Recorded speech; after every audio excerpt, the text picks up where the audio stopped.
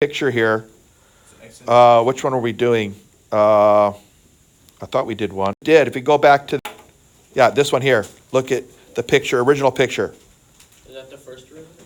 We found it at x equals to 1. At x equals to 1, if I plug 1 in, I might be off, but go to the original problem. Let's find out what g of 1 is. 1 cubed minus 3 times 1 squared. I believe that's a -2. Okay.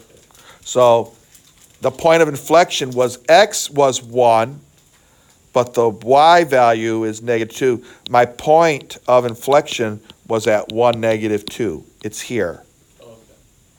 It's where this imaginary boundary here, where the concavity is changing of this function, where it was concave down, and then it became, at this point here, it became concave up. Right. So any x's past that, it's all concave up. Any x's to the left of this was concave down. Okay, so we already did our second derivative. Let's just refresh my memory. G prime of x equals to 0. What were my x's on the other page? 1. A 1. Then we did a sign chart, plugging in my x, f double prime of x. We already know that we got a 0 here. It could be 0 or undefined. Those are still critical numbers, even for your second derivative. And what x did we plug in to the left of a 1? You did the 0. And so did B-Day. They did a 0. And to the right, you plugged in the 2. And from memory, we said this was concave down, I believe. Or negative, right? Which meant concave down. Then we got a positive. That's concave up. Since the concavity went like this, down to up, that means that x equals to 1 right here is a point of inflection. So that takes us to, if f double prime of x was equal to 0 or undefined at x equals to a, Jeff, we have a what? Possible point of inflection. Possible point of inflection. And points of inflection is kind of cool because really what's happening, you got this curve, and it's concave down for sure. Somewhere in there, the concavity actually, if I exaggerate, actually does this flip here. It actually goes from flipping like this to flipping like this. It actually, it's a microscopic change, but that's what's happening at your poi. Sounds like I'm eating Hawaiian food. Anybody ever have poi? Everybody been to Hawaii? Oh yeah, wait, what'd you ask? Poi. Is it like raw fish? No. Oh. Poi is a root. Oh no. And they eat it at a luau with your fingers. And they pass a bowl, which is why I'll never be able to eat it unless I'm first. No, that's gross. I'm not eating any food if somebody's finger's been in it. I suppose nowadays with modern technology, we now have spoons and you all can have your own spoon. I don't know. I haven't been to Hawaii yet. Double dips, sir. Ugh. I hate that. And you know what people do with chips and salsa? They think they're okay they bite it and then they turn the chip around. Oh, I've never seen that. Yeah. And I stop the people. Hey, wait. What are you going to do? Oh, I didn't bite that side. But you touched that side, so now you're putting your fingers in the salsa. Apparently double dipping doesn't spread any germs. Yeah. I can't get, it's my mind, I can't get past it. There was a study that Yeah, you breathed on it, that's enough for me. All right. Oh, B-Day's going to hear us talking about double dipping. Just think of it. All right. What if your second derivative was bigger than 0? Positive. What would you say? Concave up. Where at? F of At x equals to a. Because that's what, well, actually, he didn't say a. X equals to, actually, it's not x equals to a. It's just concave up whatever number we plugged in. yeah. Okay? Could be a. I'm going to leave x equals a. It's okay. And what if it was x was, if your second derivative was negative, then we have some concave down happening there. Okay. What if your f double prime of x changed from positive to negative at some a value? Turning, go from concave up to concave down. Point of inflection, for sure? Yeah, Not possible? for sure. We have a point of inflection at that x value. I'm going to call it a again. The second one, he didn't divide it up. He said, what if it changed from negative to positive? Is that the same thing? So just to clarify something? Yes. I think just to refresh. So on the second derivative's graph, like, the point of inflection is gonna be on the x-axis, right? No. No. No. There's an x value that you could trace up to the axis. It's like the last one we... he wants us to practice this now. Okay. For each function, determine the x values for which the point of inflection and intervals of concavity. He's not even asking about extrema. He's not asking about max or mins this time. Just concavity and points of inflection. So, Victoria Gonzalez, what's the first thing I have to do? Once you do it, for this one, Yeah. If I want to find concavity, what do I do? don't you need to find the derivative? Which one? Which one? First or second? Oh, second, And you can't find second unless you find the first. first. So let's go to town. Here goes. F prime of x. And Samantha, give me that first derivative. Oh, 4x. Yes. Oh, and then -12. Negative 12. X squared. X squared. Mir, do I set it equal to 0? Wait, no, not that yet. Just Because he doesn't care about extrema right now, right? the second derivative. Oh, okay. So what's the second derivative, Mir? It's gonna be 12x squared minus 24x. Slow down. You're going to hurt yourself. Okay. Now, Tori, what do I do now that I got my second derivative? Make it equal to 0. Oh, you are fabulous. Thank you. Finally got to tell you that because you always tell me that.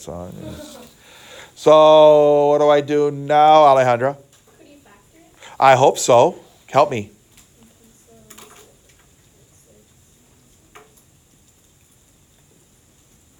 Would it be?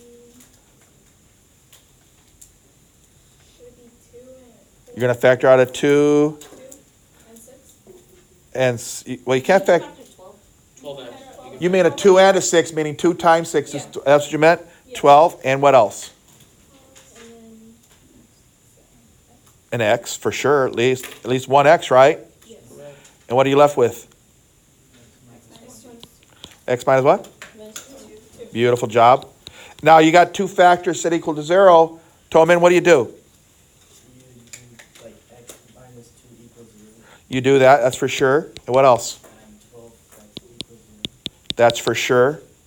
And Kayla, what are my two critical numbers? Sure, I don't think we have Michaela. Oh, No, I'm Kayla. Oh, Oh, Kayla. I do have a Kayla. Don't I have a Kayla somewhere? No, I don't have a Kayla. But not a month. No, I don't have a Kayla. We do have a Kayla. This is Kayla. Why are they saying you're not Kayla? No, you said Kayla. Huh? She heard you say Michaela. No, I didn't say muck Oh, Kayla. sorry. I might have been stuttering. I think there's a Michaela. Ignore that. Kayla. Oh, X is 2 over here. And this one? Beautiful job. I can't stress this enough. These are called critical numbers. I need to ask you one more question though. Were there any places where the derivative was undefined? And give me one good reason why the answer is no. Because it's not irrational. Yeah, there's no denominator. There's no, thank you. Add points to your paper there. It's not irrational. Make a note. There are 3 points to that test. There is no denominator, so you don't have to worry about where the derivative is undefined. But if there was a denominator, guys, please check where the numerator is 0, check where the denominator is 0. Got it? Wait, sir. Yes. Wouldn't you also say like because it's not a rational function or?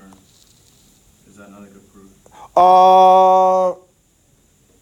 Rational could play a part, but that's typically, I guess I should say, you could also ask yourself, could the numerator not be 0? If it's rational, there's a chance. Yeah, you're right. There is that. Rational functions are functions. There are some rational functions that will not give you an answer, like you get the square root of x equals to a -1. I mean, square root. I mean, the rational function is a function. X squared equals to a -1 would give you a problem because you're going to square root both sides. Yeah. And you can't square root a -1. So you'd have it not, there's not even a value I could get. It's because not a real number. Oh, no, because I'm saying, like, I thought rational functions are functions of the. They are functions. Of, like, numerator and denominator, so. Yeah. So, yeah. Yeah, you're just using the term rational. Yeah, I'm just saying if that Yeah. works too. You're right. So now that I have them, I got to make a what? Sign chart. Where I do x and I do f double prime of x's. This time I have 2 of them. I have a 0. I have a 2. What is my second derivative at 0? This one right here. 0. And what's my second derivative at the 2? 0. Beautiful. So these are possible points of inflection at x is 0 and 2. Possible. I don't know for sure if they are. I need a number for the left. I need a number between them. I need a number after. Let's plug in the -1 into my second derivative. And guys, you can plug it into this equation or you can plug it into this equation. It doesn't matter. Sometimes the factored form is easier. Because watch, what's 12 times a -1? A -12 times, what's 12? I mean, what's a -1 minus 2? So that's a -12 times a -3. What does that give me? Positive. Or you can plug it into the top one. What's a -1 squared? 1. What's 1 times 12? 12. 12 minus. What's a -1 times 24? 24. Minus Oh, wait. a -24, wasn't it? Yeah. So a negative and negative makes it a positive 24. Yeah. So it's 12 plus a 24. What does that give me? Positive. Still gives me positive. So it doesn't matter which one you use. Wait, sir, yes. technically you don't have to calculate, right? You No. just do the sign. I just needed the sign.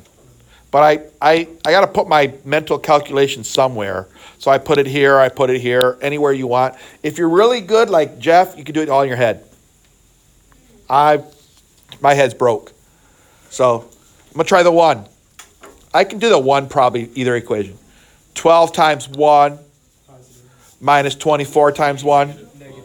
That one I'm just as good as some of you. Negative. Try the 3. 36. Positive. 12 times 9. You can just do Yeah, that. you can just use that. 12 times 9. Positive what though? Oh, you're telling me? 108. Is that 12 times 9? 24 times 3. Minus what? 108 minus 72. Yeah. Still positive. It's easier to use the factor form. Oh, on that one, let's see. 12 times 3. Oh, yeah, 36 times 3 minus 2 is, 36. Yeah, you're right. Duh. I should have saw that. So look what happened. By looking at this, guys, I know it was concave up. Yes. Then all of a sudden it became concave down. Yeah. And then all of a sudden it became concave up again. You see that? Yeah. Tell me what exactly is happening here and here. Point of inflection. Those are points of inflection. So let's see what he said. Did he want the ordered pair or just the x? For each function, determine the x values. Okay, good. There are points of inflection at x equals to 0 and x equals to 2. Can you just say both critical numbers or I would start communicating. They want you to really write. I know you're saying, calculus is not English class. Those people are looking at your comprehension, connecting things. They're looking for, I didn't even use POI, because I don't want them to say, I don't know what poi means. Poi is a food in Hawaii, you know. So I want to make sure I say points of inflection are at. Also, I did have my work. What's my interval of concavity? Concave up. What's my interval? Negative infinity to 0. How about my brackets and stuff? Make sure you do it right. And make sure you go left to right. Don't go right to left. They will not give you credit from right to left. Open from negative infinity to 0. Is there another interval? 2. Can I put a union? Sure. Union. Is it open or closed? Open. Still open. Why is it still open here at 2? Because it's a point of. It's at that place the derivative was 0. Remember? Yeah. So you can't include it. To where? Infinity. Infinity. Where's my concave down? 0 to 2. Just 0 to 2. Is it really that bad? Isn't it a lot of like the first derivative test? Sure. But now you got a second derivative which can be useful to help graph too. Is this on the Yes, it's on our AP? test. It's on the AP. Oh, it's Oh yeah. Is this on our test coming on Thursday? No, not your test is no. No. I mean, no, the test that the author wrote, I guess he thought that implicit and related rates is a big monster. So give you a good test that is full of that. And it's not even like the other test. I think he's got 10 multiple choice and 3 free response. Whereas all the other tests he's given has been 14 multiple choice and 2 free response, 7 and 1, 7 and 1. This one he did different. So it's gonna be 5 for each, calculator and non-calculator. I got to look at it. I don't know if he even divided it up. It might be all pure non-calculator, or it might be all pure calculator. I don't remember. All calculators. It might be. I mean, frankly, you should always do everything as if you don't have a calculator. And then if you do need it because of decimal numbers and stuff, and, use your calculator sparingly. It's a tool. It's not the vehicle of getting a 5 on the AP exam. It really will not get you that 5 if you're always picking up the calculator. You'll end up wasting so much time because you're supposed to know the calculus. They're not testing you on mechanics. They're testing you on setting up your calculus. All right, tell me about f of x. I have no idea what this function looks like. This one, I knew it's a fourth degree. I sort of knew you're going to have something that looks like a Whataburger. Look at that Whataburger. I knew it. Yeah, fourth degree. It's either a Whataburger or a McDonald's. If it's upside down. Always. Okay? How spread out, it's another story. This one, I frankly have no idea what it looks like. Okay? I can't even guess that there has to be concavities. How do I do it? Product rule. Product, thank you. First derivative. I'm not going to pick on you on this one because this is harder, so let me do it with you. I'm going to keep the 2 as part of the x just because I don't want to factor it out this time. The first, 2x. And I need to know the derivative of e to the x. That I'll pick on you. Christian, derivative of e to the x. It certainly is. Plus, Elizabeth, Yes. I need the second, which is e to the x times the derivative of the first. What's the derivative of the first? 2. Oh, okay, can't fool you. And is that good the way it is? You can take stuff out, but like, is this some factor? You want to factor it? Factor out a what? 2x, but it's 2 to x. I think it's a good idea, leaving you an x plus a 1. I think it's a good idea because usually you're going to have to find max and mins anyway, but this time I'm not. Second derivative. The reason it was a good idea to do what you did, I can do the product rule again. easier than if I'd have left it separate. Then I would have had a product rule and not a product rule, and the answer would be so ugly it'd be hard to solve. So it's a good idea to simplify as you go. Alyssa, I want what's the first term? Oh, good. And Audrey, the derivative of the second. It is a 1. I can't fool her either. Plus, Millen, what's the second? X plus 1. And Victoria Garcia, what's the derivative of the first?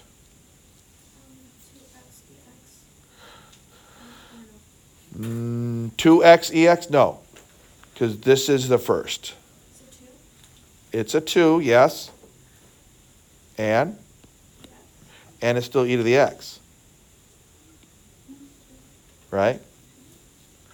So now, it's a good thing that you did what you did about simplifying the f prime, because I need to set this equal to 0 right now, and it's kind of ugly. So what do I have to do first? Simplify. How? Factor out a 2 e to the x, leaving 1 plus x plus 1. Can you just add that up and make it x plus 2? If you insist, anything for you. X plus 2. Now it's easy to solve. So it's not as bad as I thought. I was really thinking, oh no, it's going to be ugly for you. So I have 2 e to the x equals to 0. I have x plus 2 equals to 0. If I divide both sides by 2, I have e to the x equals still to 0. So tell me, what values of x make this true? None. None. Why? Natural log of 0 is undefined. Oh, you solved it by doing natural log of both sides, cheater. You're right. The e to the x graph looks like this. It's never going to touch the 0. It's never it's asymptotic. Or, the way Jeff said, he natural logged both sides and realized that x has to be undefined. So that means this doesn't help at all. How about this side? That means you only have one possible point of inflection. You only have one. Not two like I thought I was going to have. So I make my sign chart. Get ready for, it was F, wasn't it? Or was it G? Yeah, it was F. F double prime of x. And the only one I have to put in is my x equals to a -2, where I got a 0. Give me a number to the left. Any number will do. -3. Okay. I was going with 4, but that's okay. To the right of -2. 0. Okay, I was going to go with that. And plug it into my second derivative. And I'll probably try to plug into this one right here. It's simple. What is 2 times e to the -3 power? What's it look like? It's a positive number. Is it positive? Yeah. How do you know? I see a -3 though. Because, I mean, that just makes it smaller. Because we already know that, like, anything to It the doesn't go negative below power the- is... That makes it into this, right? Yeah, 1 over the... Do I care what it is? No. Positive, he's right. But then wait. Then you- That part's positive. X plus- X I'm not done though. You're right, I'm not done. X plus 2. And then I got the x plus 2, so I got -3 plus 2. That's going to be times It's a negative. Yeah, so then negative what? Negative 1. Times a -1, which turns into a negative. So final is negative. I just did my scratch work right there. You can do it anywhere you want. All I care about is this, right? Let's try the 0. What's e to the 0? 1. What's 1 times 2? 2. That's positive, right? What's 0 plus 2? 2. That's positive, right? What's positive times positive? Positive. Is this a point of inflection? Yes. So we say point of inflection at x equals a -2. And really, we needed to say why though, and I messed up over here. I never said why. I would lose a point Second derivative goes from. because, well, I can make it simpler. Concavity changes from positive to negative. That's the easiest. I'm sorry I messed up over there. Over here, I should say because concavity went from negative to positive, or you could say concave down to concave up. You could, I like that. Actually, I like that better. Speaking of that, let's do my intervals. Where is it concave down? -2 to negative infinity. No. Or negative infinity. Negative infinity to negative. Gotta go left to right. If you don't, you just messed up. Concave up. Negative 2 to infinity. Right. Actually, hold on. Why'd you say? Yeah, say it again. Negative what? 2 to infinity. Yeah, you're right. I was seeing something wrong. Wow. It's a lot of work. I like these. Well, in all fairness, guys, you had the best teacher with it. You did this on Khan already. In all fairness. You did, right? Be honest with me. Oh wait, there was. You did it before the semester exam, remember? Oh yeah, there was second derivative. Remember, you were complaining, oh, you're gonna put that on semester I exam? don't think it had concavity though, it was just second. You don't think it did? It was just second It was just derivative. second. Oh, okay, I could be wrong.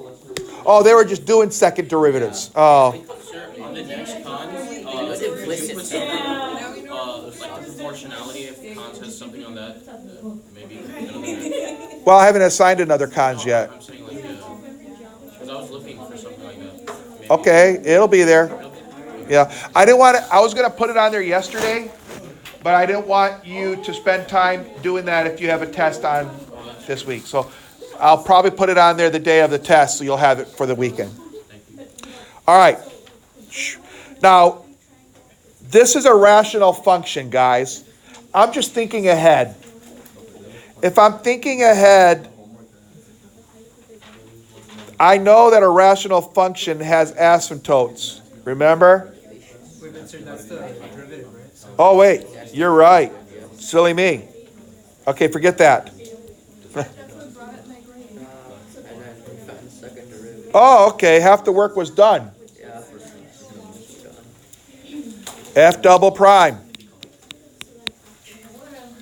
Who can I pick on now? Shiza? No, she's not here no more. Darn, She left us. she left us. Sir, can I use the restroom? I would recommend Yes. first putting that into a chain rule. Oh, what do you want to do? Chain? Into a chain rule. What do you mean chain rule? Put the derivative into a chain so you can chain rule it instead of doing quotient rule. Oh, you mean not chain, you mean write it like this. Yeah. Negative. Yeah.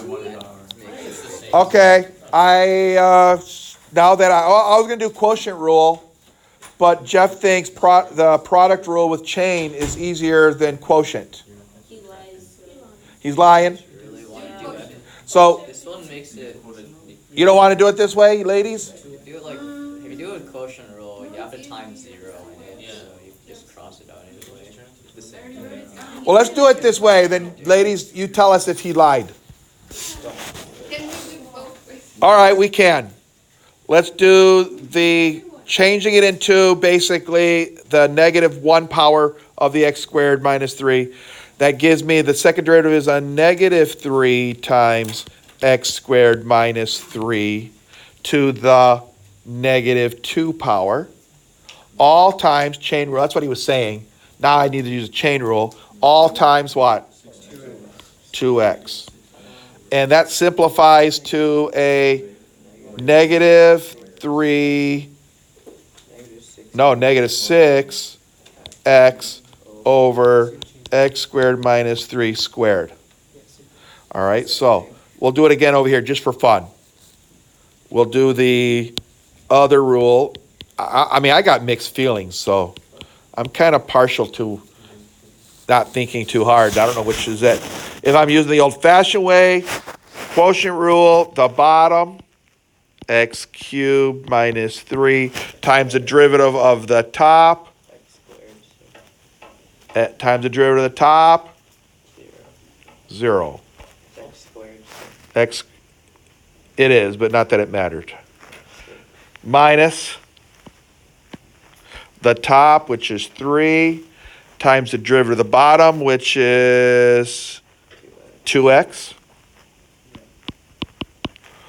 All over the bottom, which is x squared minus 3, all squared. You get the same answer. Now we got a negative 6x over x squared minus 3 all squared. And yeah, thank God the answer is the same. The question is, which was easier to you? Digit. Is right. Oh, you are, Quotient rule is okay. Quotient rule is You know, exciting. I kind of have partial feelings for both, you know, it's like if you know the torn between two lovers. I don't know. I love them both Like, if you do it like that, you just do a chain rule anyway. because it's methodical, Yeah. systematic, it uses the rule. Like even if it takes longer, you know you're doing it. Jeff's method took a little bit of understanding of reconstructing a function. Whatever makes you happy. I'm not going to tell you what you have to do in this case. Now, then I have a second derivative already because he already gave me the first derivative. I set it equal to 0. Now, remember what I said. Remember what Mir said. If you have a rational function, I now have a denominator, and I have a numerator. You know if I multiply both sides by the denominator goes away. True or false? So you're only left with negative 6x equals to 0. That's if you get rid of the denominator. With that, So x could be 0. That's a critical number. But I also have to remember, in this case, is it possible that the denominator could be 0?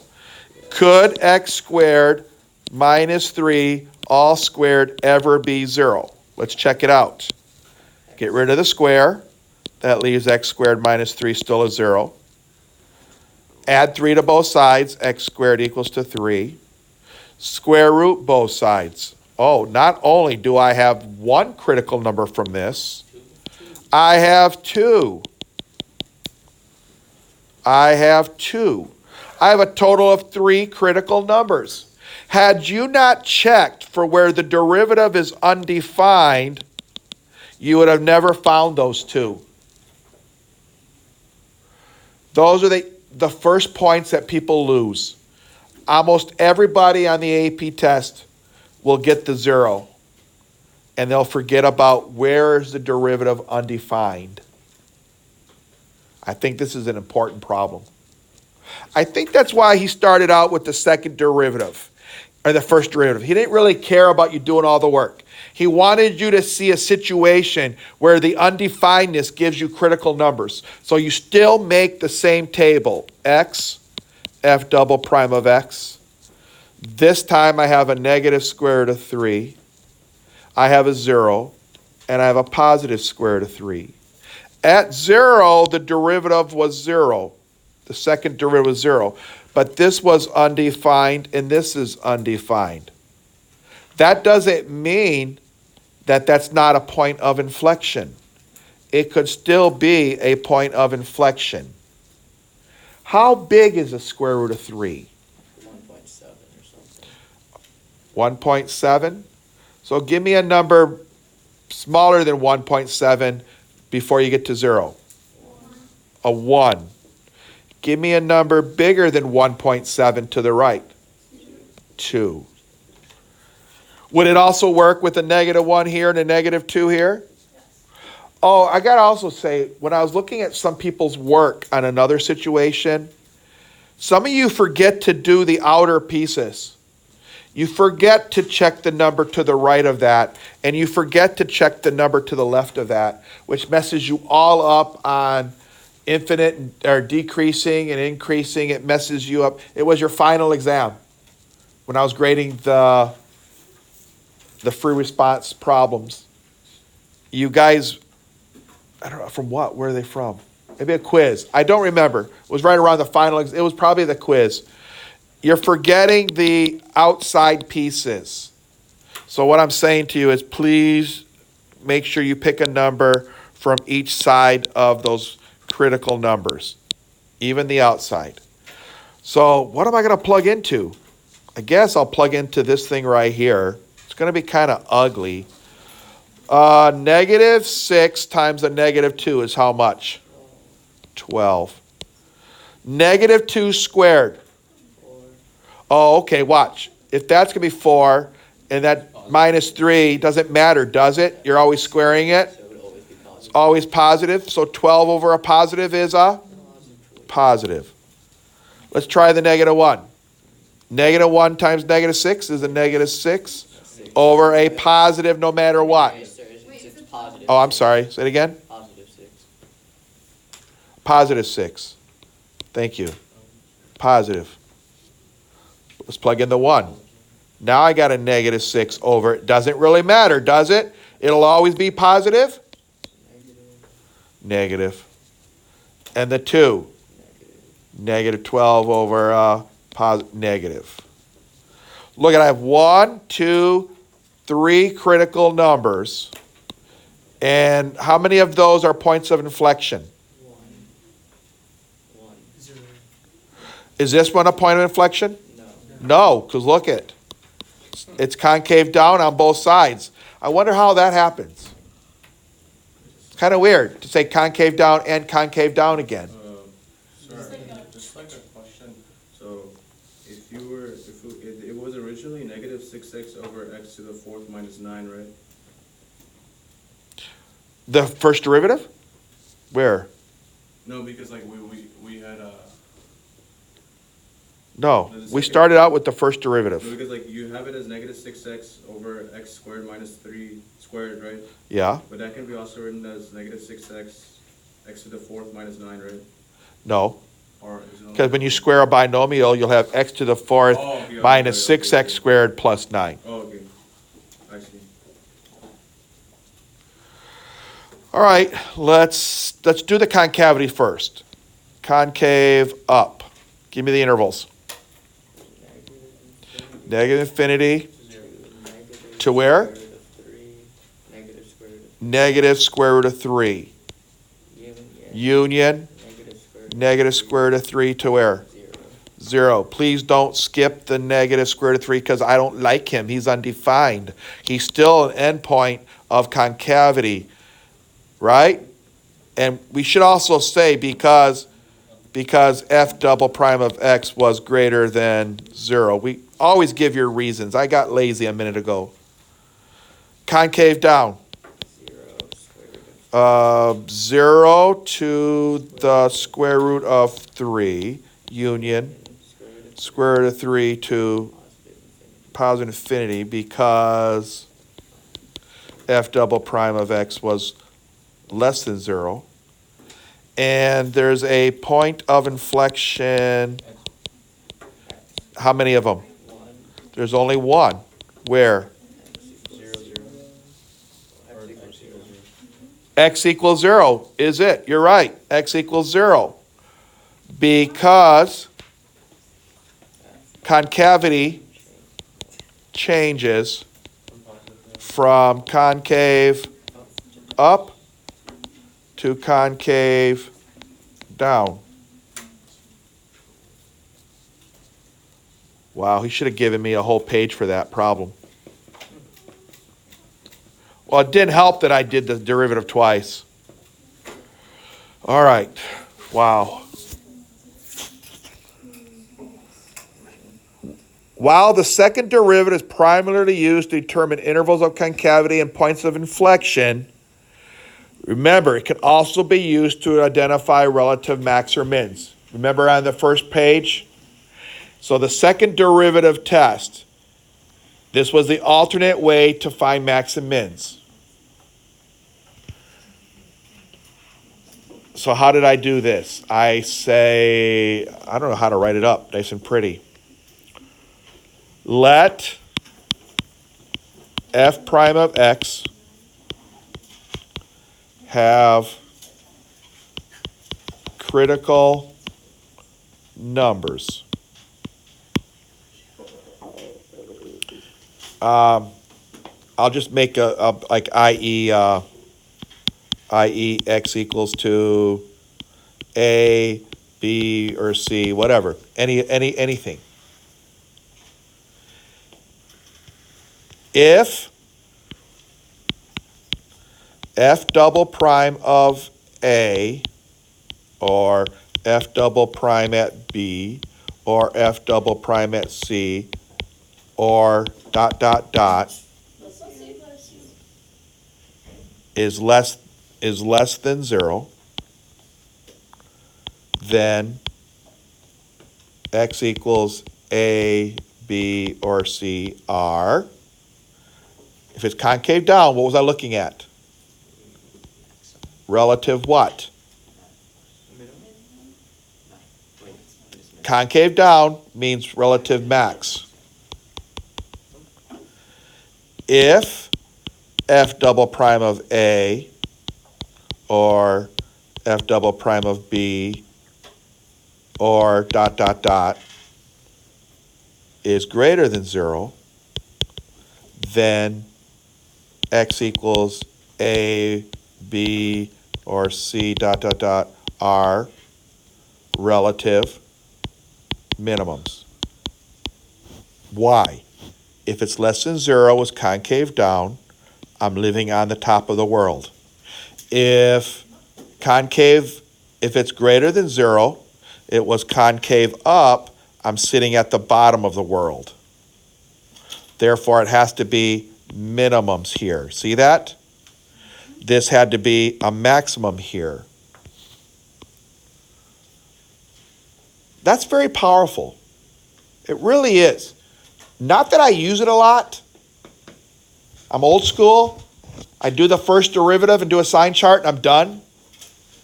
But what if I looked ahead and said, you know what, that second derivative is pretty easy. Let me just do it and plug in my critical numbers.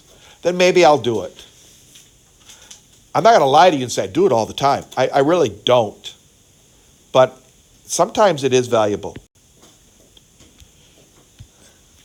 This problem says, go ahead, use the second derivative test to see if there's any extrema. So obviously, what do I have to do first if I have f? Okay, so Jordan, what is my first derivative? I'm still writing the definition first. It's not much of a definition.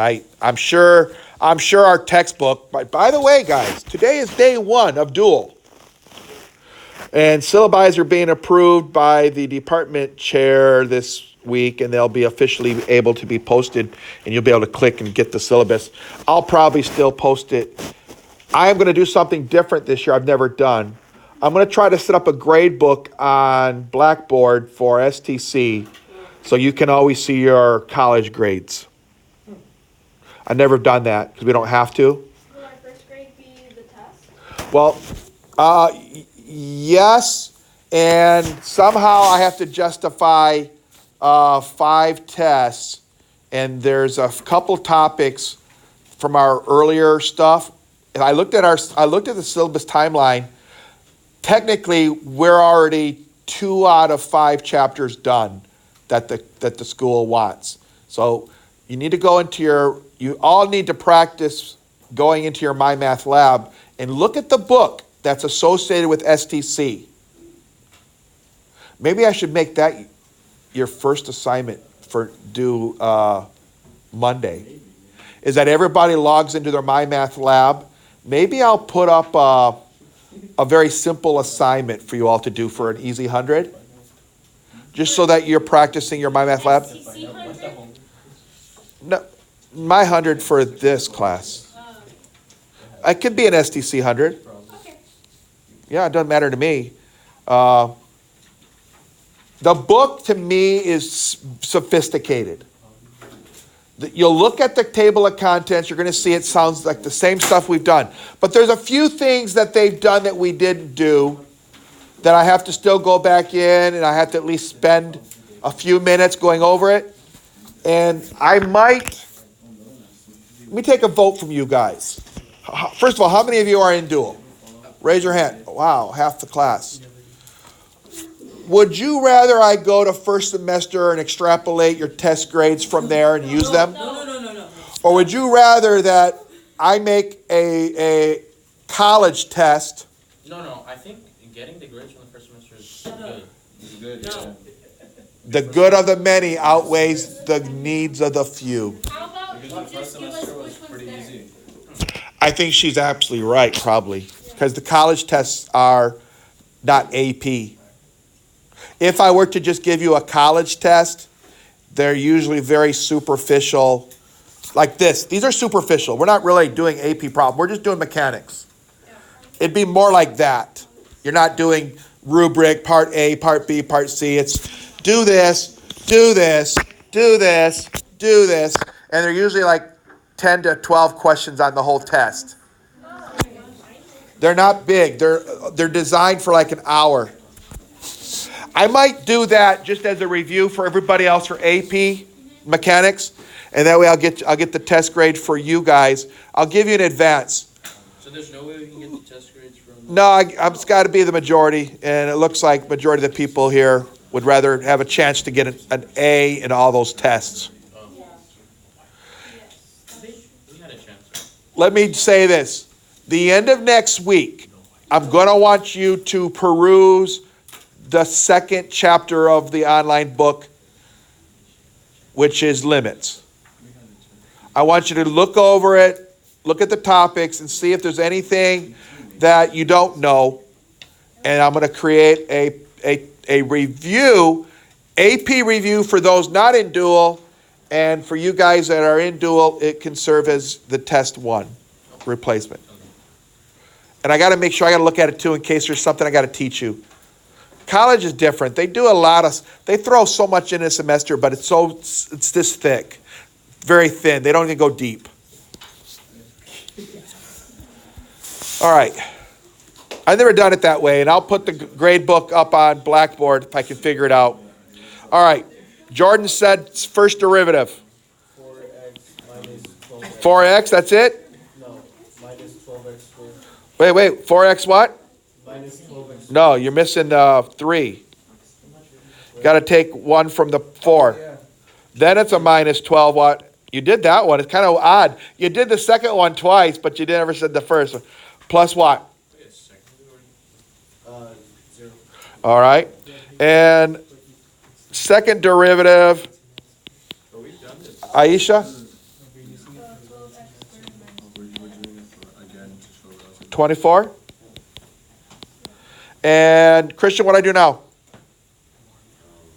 Wait. What did I not do? I didn't find my zeros. That's right. So let me finish that part up before I go on to this, because I don't need it yet. Jeff, what do I do now? You set that equal to 0. I did. Now you read it, And we solve it. then you solve it. Factor out of 4x, I hope. Yeah. 1 minus 3x. X could be 0. Yeah, 30. Or x could be what? Actually goes Positive? 1/3? I agree. Now, Aisha gave me the second derivative. What do I do with this to look for max or mins? wait. Sir? Sir? Yes. Isn't it 4x squared Yeah. times Oh, x minus okay, 3? sorry. 4x squared I'm pulling out, Yeah. leaving, So you're doing x minus 3. oh, an x minus 3. just a 3. Oh, that does change it. Good catch. What do I have now? So it's Is x still 0? yeah, And now x is not 1/3, but x is a 3. 3. Okay. Yeah, 3. Thank you, sir. Now what do I do with these two critical numbers? Yeah, you get 30. Sine negative is here. Hello, somebody? Oh, plug those into the second derivative. Plug them into this second derivative. F double prime of 0 is? Oh, whoa, I see what you're saying, sorry. Negative sine is here. F double prime of 0 is? What does that mean? Concave what? A concave. No concave. No concave. No concave. So it's That means it's not a, relative minimum. it's not a relative min or max. It actually is a what? It's a point of inflection. And a point of inflection cannot be a max or min. It's a point of inflection. I'm just saying, he wasn't asking for it, but that's what it is. F double prime at 3. What is that? 3 squared is 9. Yeah, positive. 108 Oh, it's 36. minus 72. You did. 72 again. We've had this number already. 36. Concave. Up. Meaning x equals 3 is a what? Man. Relative min. Concave up means x equals 3 is a relative min. Concave up means you're sitting at the bottom of the world. Concave up. Cardio, Number 2. By the way. Okay, it's trig. Help me out, Tori. Okay, first you have to find the derivative. Which is f prime of theta is? Do you have to use the product rule? No, because 2 is just a constant. Okay, so 2, no, yeah, 2, negative sign, and that's it. You Nope. Oh, minus 1, doesn't mean anything. What's the derivative of theta? 1. It's the same thing as x. Same thing as x. Okay, so What's the negative derivative of x? sign, 1. Okay. Then you make it equal to 0. Oh, okay. Oh, And then I'm done. then you're done. Because you want somebody else to take over. Yeah. All right, Victoria Gonzalez. Then you would find the second derivative, Second derivative. so that would be equal to -2 cosine theta. Is equal to 0. Nope, we don't set that equal to 0. That one? You're finding it, but I don't need it right now. What I do need is, I need this solved. Wait, sir, I have a question. Yes. This method and the method you did earlier is for the same thing though, right? We're just using the alternative method of finding max and mins. I don't like this one as much. Oh, okay. Well, second derivative is not fun. That's why. But you still got to take your first derivative and set it equal to 0. I feel like this one's longer, no? No, I haven't done nothing long yet. You haven't even given me the critical numbers yet. Yeah, that's true. So, setting this equal to 0, I get sine of theta equals to a half. Where is theta that gives you a 1/2? What kind of angle gives you sine of something's a half? You should have that memorized. Sine of what is a half? Pi over something. Pi over something. That's a good guess. 30 degrees, right? So theta is pi over 6. But, yeah, I'm going to say, look over here. He wants it on the interval from 0 to 2, said it's negative. It's 0 to 2 pi. That's one of the answers. But there's also another answer. You realize, guys, that 30 degrees is here. But isn't there another one over here? Yeah. Oh no, but that's positive sign, sir. Oh, that's what I want. No, you want negative. Oh, where does it say that? Because it's a negative. Oh, I lost my negative here. You never caught it. Oh, we did. Oh, sorry. Oh, No, I don't have it here. It was a +1 divided by -2. You're right. It's negative. then So you're right. We're on the bottom. I don't want pi over 6 then, do I? I don't want either of those. I want 7 pi. this one and this one. 11 pi. So this is 6 pi over 6, 7. And then this was 12 pi over 6, take 1 away, 11 pi over 6. Wow. What do I do with those two critical numbers? Plug it into your Into Tori's second derivative. That was Victoria's turn. No, you did the second derivative. I did the first, you did the second. Oh, Yeah. okay, thank you. I'm sorry. I think she would let you take the glory. I don't know. -2 cosine of 7 pi over 6. All right, look carefully, guys. You know for a fact that theta's there. It's still a 30-degree angle. This is still going to be a -1. This is still a 2. This is still, this is square root of 3, negative. All I care about, what's the cosine of that angle? It's square root of 3. Negative square root of 3 Yeah, negative square root over of 2. 2, yeah. But it's times -2. Negative 2 times negative square root of 3 over 2 gives me Square root of 3. a square root of 3. That's, Negative. That's positive. it's positive. Yeah. What does that mean? a minimum. Concave up, meaning it's a relative min at theta equals to 7 pi over 6. Yeah, Wow. Let's do one more. it's a mouthful. It is f double prime of 11 pi over 6.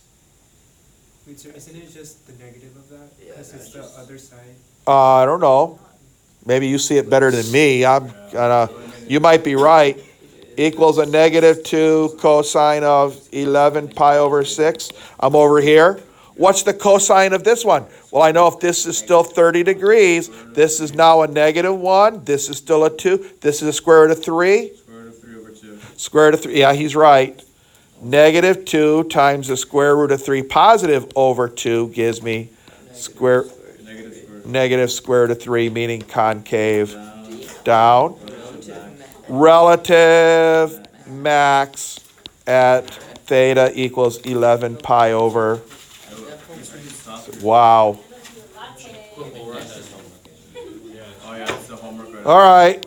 This is the last problem, isn't it? Number 2. Oh, yeah, it's the last problem. Homework, and it will not be due until you come back next week. Nice. Everybody say goodbye to B-Day. Bye, DJ. You don't want to say goodbye, Shiza? Why we're saying goodbye. Okay.